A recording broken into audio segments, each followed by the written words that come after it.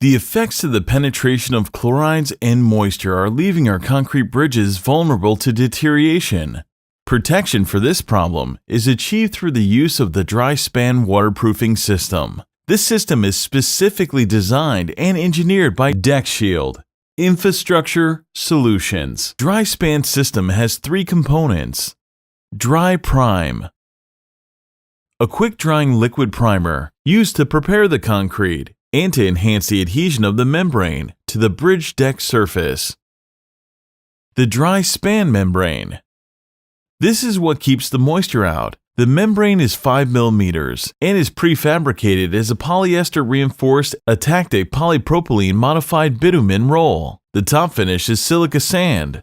The flex membrane, a softer membrane used for curb line flashing. The membrane is 4 mm and reinforced with a non-woven continuous fiber polyester mat, having superior elongation properties and with exceptional tensile strength. The installation of the Dri-Span system.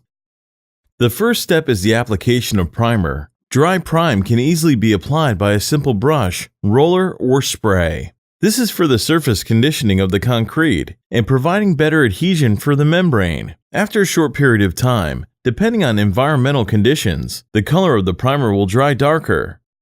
The second step is to install the membrane on the entire bridge deck. The membrane is hand applied using a propane-fueled Hawk heater type torch.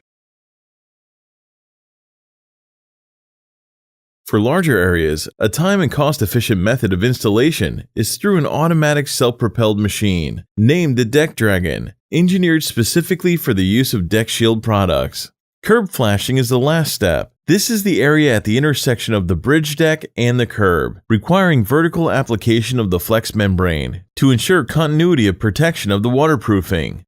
The area is now ready for paving.